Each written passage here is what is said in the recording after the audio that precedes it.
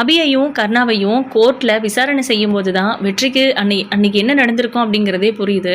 பார்வதியோட கொலை நடந்த அன்னைக்கு அபி அந்த ரூமில் இருந்ததும் கையில் கத்தியோட பார்த்ததுனாலையும் வெற்றி தப்பாக யோசித்து அவங்களுக்கு எதிராக சாட்சி சொன்னாங்க. அதோட விளைவு தான் இப்போது அபியும் சுடரும் 10 வருஷம் ஜெயில் தண்டனை அனுபவிச்சதுக்கான காரணமே. அதை நினச்சி அவர் ரொம்ப ரொம்ப குற்ற உணர்ச்சிக்கு ஆளாகிறாரு. அது மட்டும் இல்லை, கர்ணா பார்வதி அக்காவை கொலை பண்ணுறதுக்கு என்ன மோட்டிவ் இருந்திருக்க போகுது அப்படின்னு யோசிச்சாங்க. ஆனால் அபியை கேட்குறாங்க, உங்களுக்கு ஏதாவது சொல்கிறதுக்கு இருக்கா அப்படின்னு. அபி சொன்னதெல்லாம் கேட்டு வெற்றி இன்னும் ஷாக் ஆகுறாரு. அதாவது நம்ம பார்வதியோட கொலை வழக்கில் முக்கிய திருப்பம் அப்படின்னு கூட சொல்லலாம். வெற்றியை பொறுத்த வரைக்கும் அபி கொலை பண்ணலை, கர்ணா எதுக்காக கொலை பண்ணியிருக்கணும் அப்படிங்கிற மாதிரி யோசிச்சுட்டு இருந்தாரு. கர்ணா தான் கொலை பண்ணியிருக்காரு அப்படிங்கிறத அபி சொல்கிறத வச்சு வெற்றி புரிஞ்சுக்கிட்டாரு. பட் இது அபி சொல்கிறத மட்டுமே வச்சு ப்ரூவ் பண்ண முடியாது அப்படிங்கிறது தான் விஷயமே. அதனால் கோர்ட்டில் ஆதாரம் சாட்சி இது ஏதாவது இருக்கா அப்படின்னு கேட்குறாங்க. ஆனால் நம்ம வெற்றிக்கிட்ட இப்போ தான் ஒரு ஐடியா தோணுது. ஏன்னா பார்வதி அக்காவை கொலை பண்ணாங்கல்ல அன்னைக்கு, அந்த நாளுக்கு முன்னாடி வரைக்கும் அந்த வீட்டில் ஒரு மெய்டாக வேலை செஞ்சுட்டு இருந்த லேடியை இவங்களுக்கு நல்லாவே தெரியும். அவங்கள எப்படியாவது வர வைக்கணும்னு சொல்லி புலிக்குட்டி கிட்ட இன்ஃபார்ம் பண்ணி அவர் மூலமாக அந்த லேடியை கூட்டிகிட்டு வர சொல்கிறாங்க. இங்கே அபியை விசாரிக்கும் போது அவங்க சொன்ன வார்த்தைகள் அத்தனையும் நம்ம வெற்றிக்கு அவ்வளோ அதிர்ச்சியாக இருந்துச்சு. ஏன்னா எதுக்காக கர்ணா இப்படி ஒரு காரியத்தை பண்ணியிருக்கணும், அவங்கள கொலை பண்ணிவிட்டு அதுக்கப்புறம் எப்படி அந்த குழந்தைய வச்சுட்டு வாழ முடியும்னு ஏன் கர்ணா யோசிக்காமல் போயிட்டான். அவன் தான் தனிமரமாக இருக்கான் அப்படின்னா அபியை எதுக்காக இந்த வலைக்குள்ளே சிக்கி விடணும், மாட்டி விடணும். ஒருவேளை அபி உண்மையை சொல்லிட்டா நம்ம மாட்டிப்போமே அப்படிங்கிற பயத்தில் அவன் அபியை மாட்டி விட்டுட்டான். அபியும் அந்த குழந்தையும் என்ன பாவம் பண்ணாங்க, ஏன் கர்ணா இவ்வளோ மோசமாக நடந்துக்கிட்டான் அப்படிங்கிற மாதிரிலாம் அவங்களுக்கு வருத்தமாக இருக்குது. ஆனால் இப்போவே எப்படியாவது அவன் தான் கொலை பண்ணான்னு ப்ரூவ் பண்ணி அபியை வெளியே கொண்டு வரணும். அதே நேரம் கர்ணா உள்ளே போகணும். அப்படி இல்லாட்டினா அவன் வெளியே வந்ததுக்கப்புறம் இதெல்லாம் அபி சொன்னதுக்காகவே அபிக்கும் அந்த குழந்தைக்கும் என்ன மீறி கூட ஏன் என்னையே கொலை பண்ணுறதுக்கு கூட அவன் தயங்க மாட்டான், அந்த குடும்பத்தையே தீர்த்து கட்டிடுவான் அப்படின்னு வெற்றி பயந்துட்டு இருக்காரு. அதனால தான் அந்த லேடியை கூட்டிகிட்டு வர சொல்லி புலிக்குட்டிக்கிட்ட சொல்லியிருக்காரு. இங்கே நம்ம பிரபாகரன் கர்ணாவை இன்னொரு முறை விசாரிக்கணும் அப்படின்னு கோர்ட்டில் கேட்குறாங்க. அதான் சொல்ல வேண்டியதெல்லாம் சொல்லிட்டாரு, இப்போ என்ன விசாரிக்கணும் அப்படின்னு நம்ம திவாகர் கேட்கும்போது அதை மேடம் சொல்லட்டும் அப்படின்றாரு பிரபாகரன். நீங்கள் தாராளமாக விசாரிக்கலாம் அப்படின்னு சொல்லிடுறாங்க. அதனால நம்ம பிரபாகரன் கர்ணா கிட்ட போய் கேட்குறாங்க, ஒருவேளை அன்னைக்கு அபி கொலை பண்ணலை அப்படின்னா வேற யார் உங்கள் மனைவியை கொலை பண்ணியிருக்கிறதுக்கு வாய்ப்பு இருக்குது, உங்களுக்கு ஏதாவது கெஸ் இருக்கா அப்படின்னு கேட்குறாங்க. கர்ணா திருன்னு முழிச்சிட்டு இருக்காரு. சரி ஓகே, இந்த கொலையை முதல்ல பார்த்தது வெற்றி அப்படின்னு சொல்கிறீங்க, ஏன் வெற்றி கொலை பண்ணியிருக்கக்கூடாது அப்படின்னு கேட்குறாங்க. வெற்றியெல்லாம் கொலை பண்ணியிருக்க மாட்டான் அப்படின்னு கர்ணா சொல்கிறாரு. அபி கொலை பண்ணலை, வெற்றி கொலை பண்ணலை, அப்போ யார் கொலை பண்ணியிருக்க வாய்ப்பு இருக்குது அப்படின்னு சொல்லி கேட்குறாங்க. அபி தான் கொலை பண்ணியிருக்கணும் அப்படின்னு மறுபடியும் ஸ்ட்ராங்காக சொல்கிறாரு. அவங்க இவ்வளோ தூரம் பேசினதுக்கப்புறமும் நீங்கள் அபி தான் கொன்னாங்க அப்படின்னு சொன்னால் அதை நம்புறதுக்கு யாரும் தயாராக இல்லை. நீங்களே சொல்கிறீங்க கத்தியால் குத்தி தான் கொலை பண்ணாங்க அப்படின்னு. லேட்டாக தான் கோவில்லேருந்து வீட்டுக்கு வந்திருக்காங்க அபி. அதுக்கு முன்னாடியே அவங்க பாய்சன் சாப்பிட்டு இறந்துருக்காங்க. அவங்க பார்வதி இறக்குறதுக்கு கொஞ்சம் முன்னாடி தான் வீட்டுக்கே வந்திருக்காங்க போல இருக்குது. நீங்கள் யோசிச்சு பாருங்கள், வேணும்னா உங்களோட லாஜிக்லேயே வரேன். அரை மணி நேரத்துக்கு முன்னாடியே இறந்துட்டவங்களோட வயிற்றுல கத்தியால் அபி குத்துனாலுமே அது பணத்தை குத்துனதுக்கு தான் அர்த்தம். ஆனால் நீங்கள் சொல்கிறதெல்லாம் பார்த்தா நீங்களே ஏதோ தப்பு பண்ணிட்டு, அதாவது உங்கள் ஒய்ஃபை நீங்களே கொன்னுட்டு அதுக்கப்புறம் அந்த பழி அபி மேலே வரணுங்கிறதுக்காக ஏதோ திட்டம் தீட்டிருக்கீங்களோன்னு எங்களுக்கு தோணுது அப்படின்னு சொல்கிறாங்க. அப்படி சொல்லும்போது கர்ணா திருன்னு முழிச்சிடுறாரு. வெற்றிக்கு இப்போ ஒரு ஐடியா கிடச்சிருச்சு. அப்போது ஏன் கர்ணா இதை பண்ணியிருக்க கூடாது அப்படின்னு. கர்ணா பண்ணியிருக்கிறதாவே இருக்கட்டும், அவனுக்கு என்ன மோட்டிவ், ஏன் பார்வதி அக்காவை கொலை பண்ணணும்? அவங்க எப்போவுமே ரொம்ப ரொம்ப நல்லவங்களாச்சு, அடுத்தவங்களை சுற்றி இருக்கிறவங்களன்னு எல்லாரையுமே நல்லா பார்த்துப்பாங்க. அப்படி இருக்கும்போது ஹஸ்பண்டையும் குழந்தையும் நல்லா பார்த்துருக்க மாட்டாங்களா அப்படிங்கிற மாதிரிலாம் யோசிச்சுட்டு இருக்காங்க. அப்போது கர்ணா ஒருவேளை பார்வதியோட நடத்தையை சந்தேகப்பட்டேன், அதனால கூட நான் அப்படி பண்ணிட்டேன்னு சொல்லிடுவான் அப்படின்னுலாம் அபி யோசிச்சுட்டு இருந்தாங்க. ஏன்னா இந்த ஆம்பளைங்க ஒரு பொம்பளைய இந்த மாதிரி ஏதாவது ஒரு தப்பான விதத்தில் கொலை பண்ணிட்டாங்க, ஏதாவது தப்பாக நடந்துருச்சு அப்படின்னா அவங்க நடத்தையை சந்தேகப்பட்டு ஏதாவது பேசி அவங்கள கெட்டவங்களாக்கிறது தான் வழக்கமாகவே நடந்துக்கிட்டு இருக்கிறது. அந்த மாதிரி ஏதாவது சொல்லிடுவாங்களோன்னு கூட அபி யோசிச்சாங்க. முதல்ல அதுக்கு அவர் கொலை பண்ணேன்னு ஒத்துக்கணும்ல. எனக்கு என்ன நடந்துச்சுன்னு தெரியல, தோ இவங்க சொல்கிறதெல்லாம் கேட்டால் எனக்கு அப்படியே தலை சுற்றுது. யார் அப்படி சொல்லியிருப்பாங்க, என் பார்வதியை யார் கொன்னுட்டு அபி மேலே பழி போட்டிருப்பாங்க? அபியும் வெற்றியும் அந்த வீட்டில் எங்களுக்கு பாதுகாப்பாக இருந்தாங்கன்னு கூட சொல்லலாம்.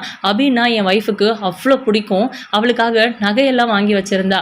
இப்படியெல்லாம் நடக்கும்போது அவள் எப்படி கொண்டு இருக்க முடியும்னு கூட நான் யோசிச்சிருக்கேன். அபி ப்ரெக்னெண்ட்டாக இருந்த விஷயமும் எனக்கு தெரியாது, ஜெயிலில் அவளுக்கு ஒரு குழந்தை இருக்குதுங்கிறதும் எனக்கு தெரியாது அப்படின்னு அப்படின்லாம் சொல்கிறாங்க.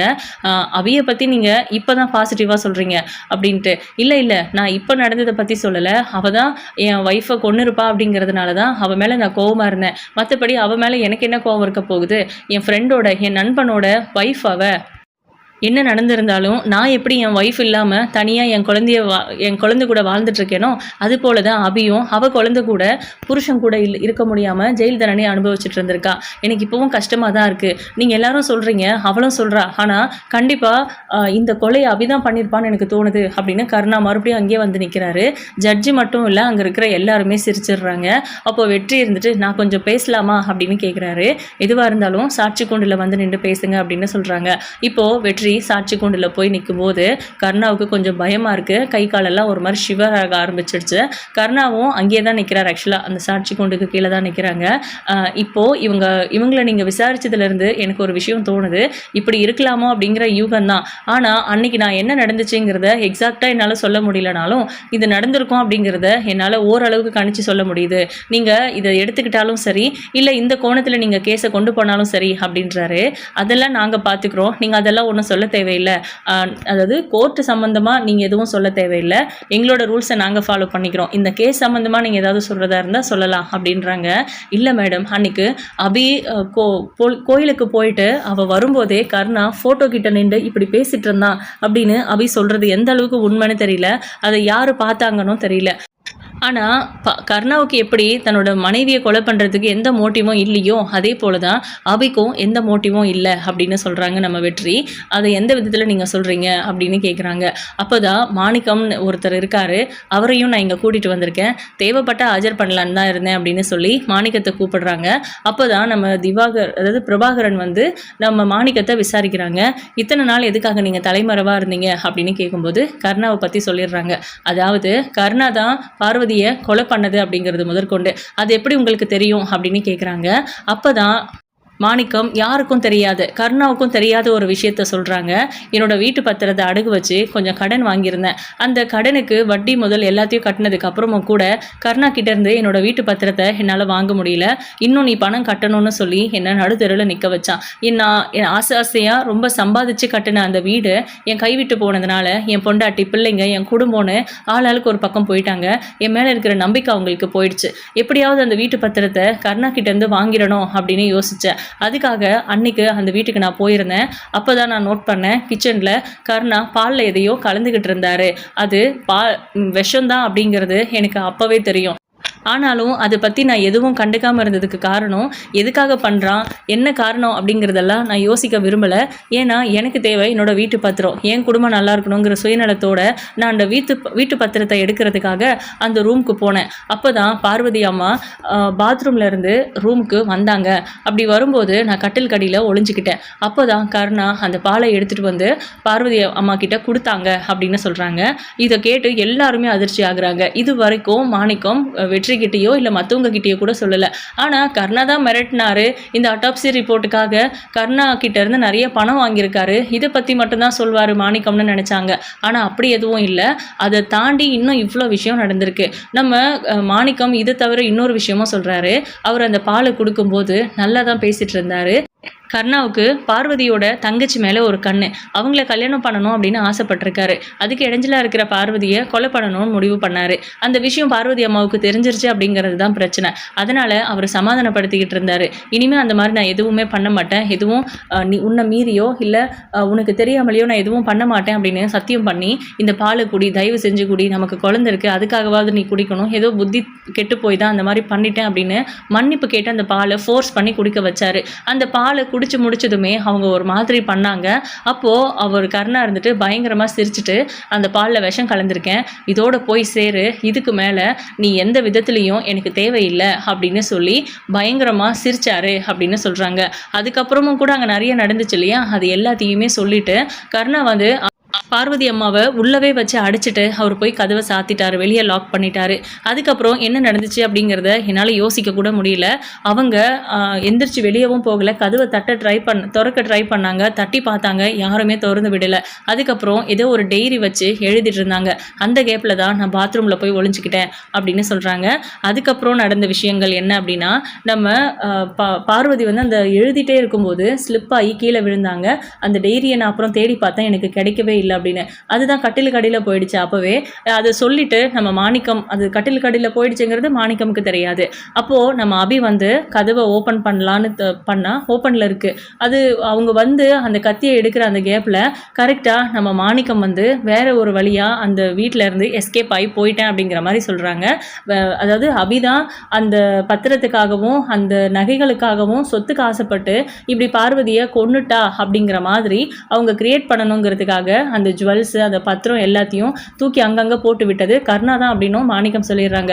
ஆக்சுவலாக அன்றைக்கி என்ன நடந்துச்சு அப்படிங்கிறத ஒன்று விடாமல் நம்ம மாணிக்கம் சொல்லிடுறாரு. இதை ஏன் அன்றைக்கே நீங்கள் வந்து சொல்லலை அப்படின்னு கேட்கும்போது, நான் சொல்லியிருந்தேன்னா என்னை அவன் கொலை பண்ணிவிட்டு அடுத்த வேலையை பார்த்துருப்பான், என் கேஸ் இப்போ கோர்ட்டில் நடந்துட்டு இருந்திருக்கும் அப்படின்னு சொல்கிறாங்க. அது மட்டும் இல்லை, இந்த விஷயத்தில் எனக்கு சந்தேகம் இருந்துச்சு. பாய்சன் கொடுத்தது, அதாவது பாலில் பாய்சன் கலந்து அவங்களுக்கு கொடுத்ததே கர்ணா தான். ஆனால் எதுக்காக கோர்ட்டில் போஸ்ட்மார்ட்டம் ரிப்போர்ட்டில் அவங்க கத்தி குத்தால தான் இறந்தாங்க, அதை பண்ணினது அபி மேடம் அப்படின்னு சொன்னாங்கன்னு எனக்கு ரொம்ப டென்ஷன் ஆகிடுச்சு. அதனால தான் நான் அந்த டாக்டரை போய் பார்த்து இந்த அட்டாப்சி ரிப்போர்ட்டை வாங்கிட்டு வந்தேன். அந்த ஒரிஜினல் ரிப்போர்ட்டை வச்சு நான் கர்ணாவை மிரட்டி பணம் பறிச்சிருக்கேன். அதுக்கு காரணம் என் வீட்டு பத்திரத்தை அவங்ககிட்ட இருந்து திரும்ப எடுக்க முடியலை அப்படிங்கிறதுக்காகவும், என் குடும்பத்தை என் கூட வச்சுக்கணும், காசு பணம் இருந்தாலாச்சும் என் குடும்பம் என் கூட வந்துருமான்னு யோசிச்சதுனால தான். அதுவும் ஒரு வகையில் லீகலாக தப்பு தான். அதே நேரம் அவன் அந்த பணத்தை எனக்கு பயந்து, அந்த ரிப்போர்ட்டுக்கு பயந்து கொடுத்துட்டான். அந்த ரிப்போர்ட்டை நான் ஒரு பொண்ணோட பேக்கில் வச்சுருந்தேன், தோ அங்கே இருக்காங்களே அந்த பொண்ணோட பேக்கில் தான். அந்த ரிப்போர்ட் தான் வெற்றி கையில் கிடச்சிருக்கு அப்படின்னும் மாணிக்கம் சொல்கிறாரு. ஸோ எல்லா விஷயங்களும் மாணிக்கமுக்கு தெரிஞ்சிருக்கு. இது இவ்வளோ தெரிஞ்சிருந்தோம் அபிகிட்டையோ பிரபாகரன் கிட்டேயோ ஏன் இவர் சொல்லாமல் இருந்தார் அப்படிங்கிற ஒரு கேள்வி எழதான் செய்யுது. இது எல்லாத்தையும் தாண்டி அந்த டைரி இப்போது அபிகிட்ட தான் இருக்குது, நம்ம சுடரோட பேக்கில், ஜெயில் பேக்கில் இருக்குது. அதை பற்றி அபி வந்துட்டு மேடம் ஒரு நிமிஷம் அப்படின்னு சொல்லி சண்முகம் கிட்ட சொல்கிறாங்க. நீங்கள் உடனே போய் அந்த பேக்கில் இருக்கிற அந்த டைரி எடுத்துகிட்டு வாங்க, அதுதான் பார்வதி அக்காவோட டைரி அப்படின்னு சொல்கிறாங்க. சரின்னு சொல்லி சண்முகம் கிளம்புறாரு. அதே மாதிரி நம்ம புலிக்குட்டியுமே அந்த லேடியை கூட்டிகிட்டு வந்துட்டாங்க. இப்போ அந்த லேடியை விசாரிக்க சொல்லி கூப்பிட்டா அவங்களும் சொல்கிறாங்க, அன்னைக்கு என் பையன் நான் போயிட்டதுக்கப்புறம் வீட்டுக்கு வந்திருக்கான், அங்கே கர்ணா சாருக்கும் பார்வதி அம்மாவுக்கும் ஏதோ வாக்குவாதம் சண்டை போயிட்டு இருந்துச்சு அப்படின்னு சொன்னான். பெரிய இடத்து விஷயம் எதுவும் வெளியே லீக் ஆனால் அவங்களுக்கு தான் கஷ்டம்னு சொல்லி நாங்கள் அமைதியாக இருந்துட்டோம். அடுத்த நாள் அவங்க இறந்துட்டாங்கன்னு சொல்கிறாங்க. எங்களுக்கு ரொம்ப பதற்றம் ஆயிடுச்சு அப்படின்னு அவங்களும் சொல்கிறாங்க. அதே மாதிரி அந்த பையன், அந்த லேடியோட பையனும் சாட்சி சொல்லியிருக்காங்க. அதுக்கப்புறம் அந்த டாக்டருக்கு எதுக்கு காயம் பட்டிருக்கு, அவரை மிரட்டி சொல்றதுக்கு வாய்ப்பு இருக்குல்ல அப்படின்னு திவாகர் கேட்குறாங்க. ஆமாம், என்னை அடிச்சாங்க தான், ஆனால் உண்மையை சொல்லி தான் அடித்தாங்க. எனக்கு ஃபேக்காக ரிப்போர்ட் ரெடி பண்ணி கொடுங்கன்னு யாரும் அடிக்கலை. நீங்கள் அந்த ரிப்போர்ட்டை கம்பேர் பண்ணி பார்த்தா உங்களுக்கு விஷயம் தெரியும்னு அதையும் அந்த டாக்டர் வந்து ரொம்ப ஸ்ட்ராங்காக சொல்கிறாரு. ஒருவேளை நான் கொடுத்துருக்கிற ரிப்போர்ட், நான் இப்போ சொல்கிறது தான் உண்மை, நான் சொல்கிற ஸ்டேட்மெண்ட் அத்தனையும் உண்மை அப்படிங்கிறது ஒருவேளை பொய்ன்னு நீங்கள் நிரூபிச்சிங்கன்னா நீங்கள் என்ன தண்டனை வேணால் கொடுங்க அப்படிங்கிற மாதிரி சொல்லி சரண்டர் ஆகிட்டாரு. அதுக்கு மேலே என்ன பண்ண முடியுங்கிறது இங்கே நம்ம சண்முகம் பார்த்தீங்கன்னா அந்த டைரியை எடுத்துகிட்டு கோர்ட்டுக்கு வராரு. ரொம்ப அறக்க பறக்க வராரு. வந்த உடனே அபி இந்தா அப்படின்னு சொல்லி கொடுக்குறாங்க. அதை எடுத்து பேப்பரை திருப்பி பார்க்குறாங்க. அதில் நம்ம பார்வதி எழுதியிருக்காங்க, குழந்தைய கர்ணா கிட்ட ஒப்படைக்கக்கூடாது, அவன் தான் என்னோட சாவுக்கு காரணம், குழந்தை ஸ்வேதா கிட்ட இருக்கணும் அப்படிங்கிற மாதிரி. கர்ணா நல்லவன் இல்லைங்கிறதெல்லாம் அதில் தெளிவாகவே எழுதியிருக்கு. அது வந்து சார் இதை கொடுங்க அப்படின்னு நம்ம பிரபாகரன் கிட்ட கொடுக்குறாங்க. அந்த டைரியை ஜட்ஜம்மா கிட்ட கொடுத்து படிக்க சொல்கிறாங்க.